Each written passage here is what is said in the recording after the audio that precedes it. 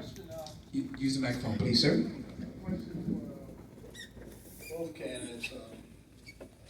Obviously, you have to have certain qualifications to be a judge, graduate from law school, pass the bar, practice law, do something administrative. But my question is, what characteristics do you believe make you the best candidate to be a judge? Your own characteristics. Both candidates will come at this time, and then let's stand back here while the questions are being asked. That way, we won't have to get up and sit back down again.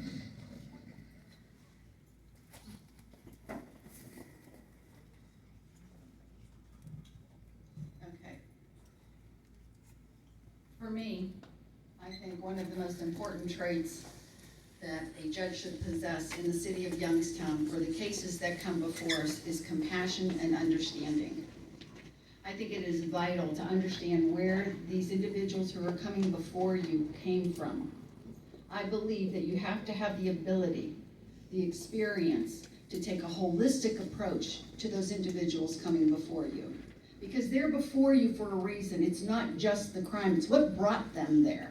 And unless you have the ability to tap into that, unless you have the ability to understand where they're coming from, then you're opening a revolving door and you're not solving the problem. I have those characteristics. I've lived a lot of the situations that those who are coming before me show and what they produce. I have the ability to speak life and not death, hope, future. I possess those characteristics, and I ask that you retain me so that I can continue to do what I need to do to help the citizens of Youngstown.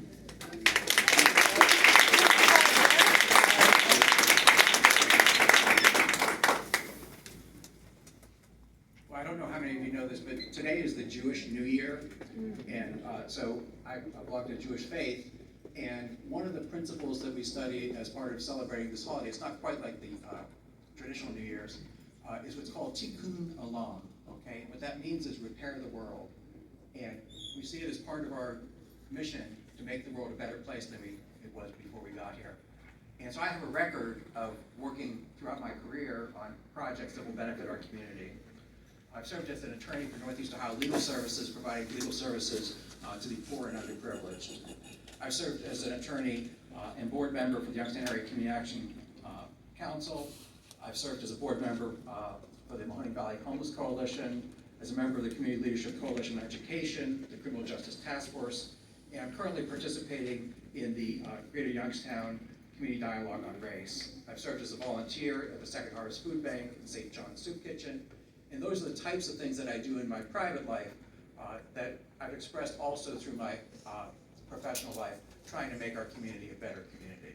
Thank you.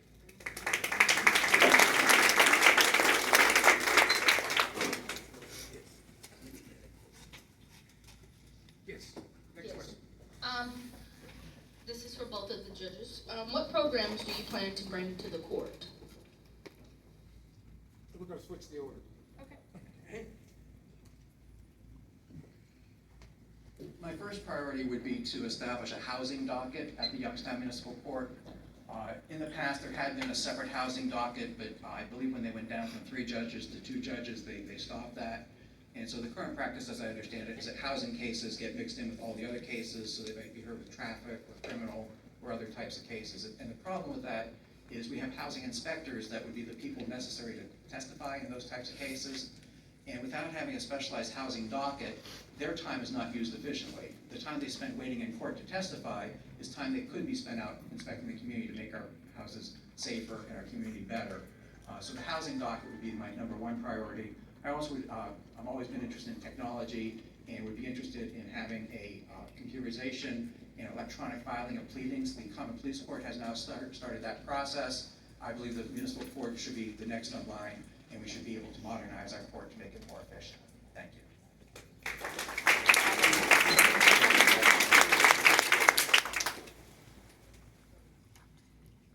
Specialized, any specialty dockets, we've actually already done some. I have started the area's first victims of human trafficking court. It has now been filed with the Supreme Court. We're waiting for it to be accepted as a specialized docket.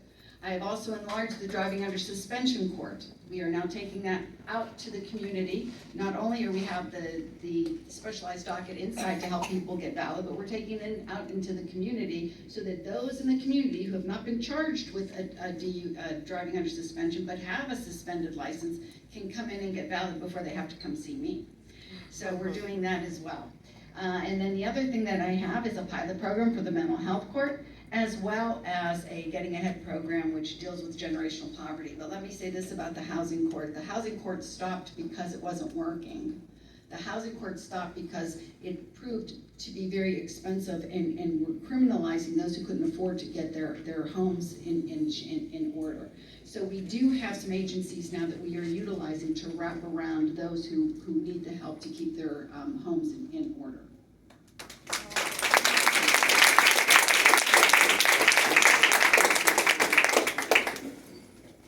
Good evening to both judges. One judge to both candidates. What are your views on the need for criminal justice reform? And how will you work to ensure that sentencing is uniform for all who may appear before the court? My turn to go first.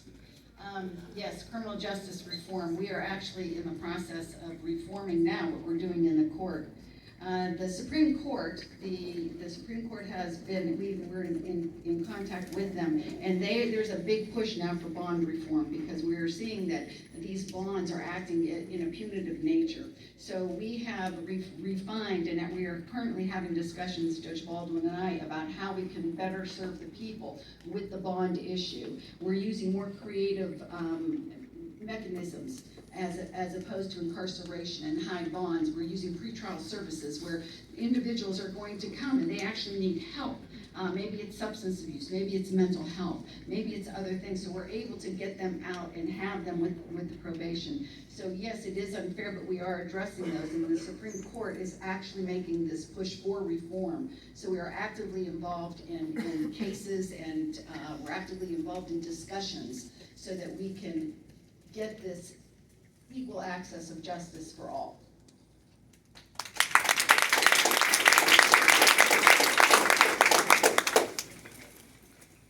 Well, I have to answer your question in sort of two parts. Part of criminal justice reform is a political question, and as judicial candidates, we're not allowed to express our views on political questions. So a lot needs to be done in the legislature, but that would not be appropriate for me to talk about. What I can talk about is my history as a prosecutor. I've been a prosecutor for over 18 years. I've worked at both in the county courts, which have the jurisdiction similar to Youngstown Municipal Court, as well as in the, I'm currently a felony prosecutor in the Harney County Court of Common Pleas. And I take it as my responsibility to do justice. And so I do take into account in every case that comes before me to ensure that justice is applied equally to each individual defendant, that each case is decided on its merits, and I can be both a tough but fair prosecutor, okay? Where somebody is capable of being rehabilitated, I look to those types of programs first. Our court has a number of programs such as theft diversion, intervention in lieu of conviction. There are other treatment programs, there's a drug court, veterans court, those are all treatment-oriented programs. But I also, even in an individual case where somebody can be treated by probationary status, I do that. And if it's necessary to protect our community, I'll do everything I can to do that by having those that need to be incarcerated put in jail.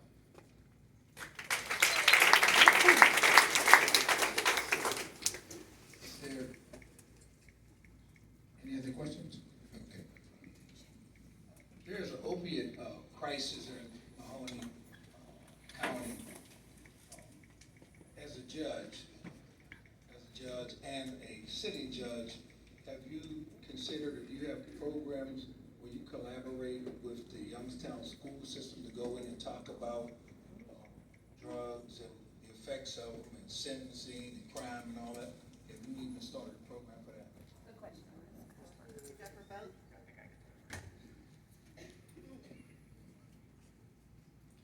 One of the programs I'm currently working on is through the Martin Luther King events, there is a criminal justice group that's been looking into ways to make our community better. And one of the things we've talked about is there's an organization locally called UMADOP. and they do a training and drug abuse prevention in the schools. There's actually a statutory requirement that our students get training in drug abuse prevention. And we've encouraged the school board, we actually wrote a letter to the school board, the Academic Distress Commission, and the CEO, asking them to implement those programs in our schools. So yes, there's a role for, and then as a judge, you're involved in sentencing and determining what happens to somebody's future. So that might mean whether they need to get drug treatment, there's in-house programs, there's outpatient programs, there's a variety of other programs, and part of being a judge is deciding which defendants are susceptible to rehabilitation and which programs they would benefit from best. At the common pleas level, we have something called the Community Corrections Association, which is an in-house program that has a strong record of success, and I would look for similar options at the municipal court level. Thank you.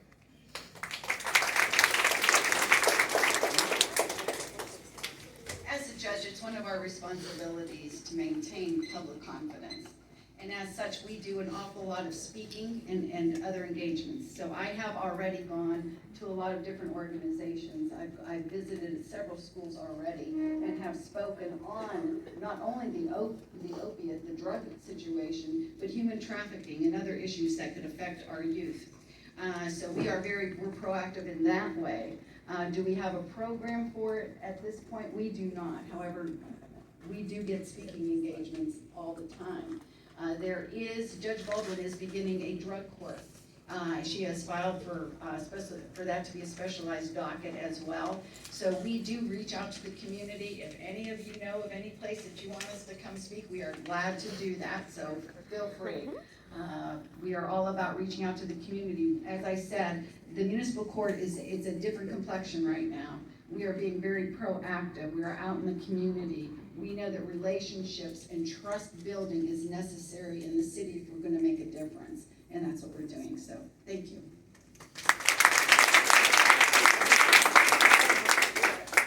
If there are no other questions, let's thank our, I don't have any questions. Last question.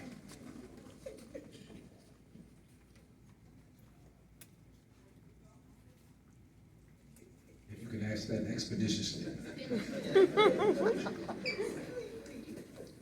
To both candidates, or candidate and judge, there's a disparity in the drug laws of this country, and the war on drugs has failed.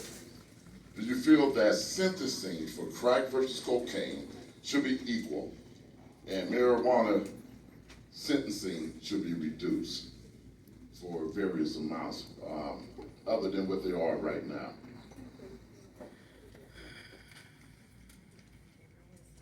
Okay, now I have to be careful on how I can answer this. I will tell you this much. I have presided over 2,000 cases so far. I've presided over 2,000 different cases.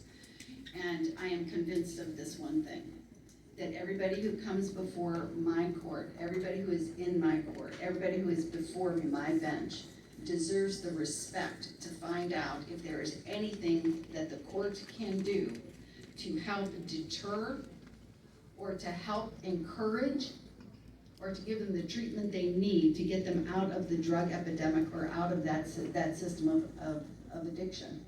We lost a child December 22nd to drugs and overdose, to the results of alcohol. We know very dearly and very, very keenly that things need to change. We need to exhaust every other available resource other than jail first before we go to incarceration. And we have to make sure that it's those who are willing to accept the treatment get the treatment they need. Granted, some people do not, and they will have to go to jail and they'll have to serve the time, but there are some who will benefit from the treatment.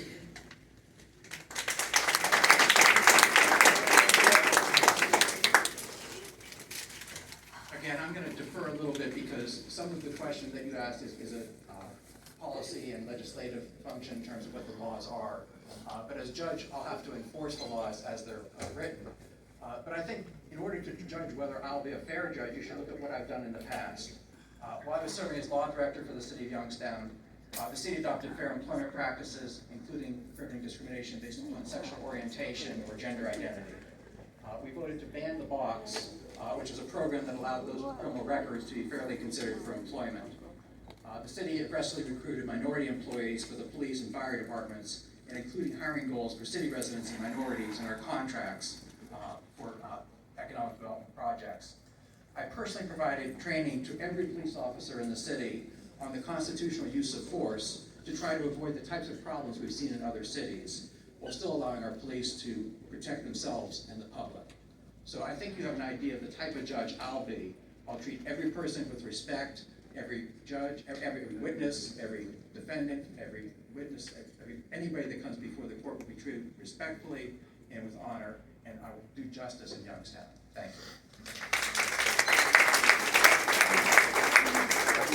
Let's give a round of applause to both candidates for the